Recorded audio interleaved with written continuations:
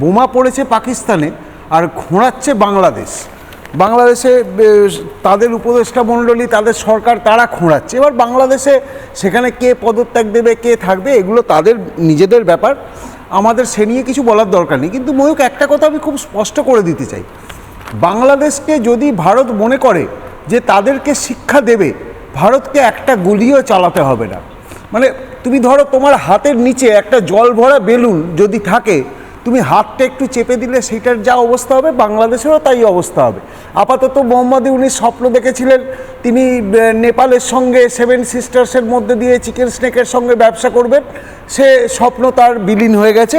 আমরা স্থলবন্দর সমস্ত কিছু বন্ধ করে দিয়েছি।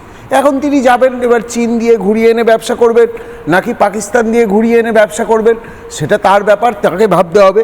এরপরে যদি আবার উনি নীলফামারীতে চাইনিজ বিমানবন্দর করতে চান, সেই বিমানবন্দর গুঁড়িয়ে দিতে আমাদের বেশিক্ষণ সময় লাগবে না।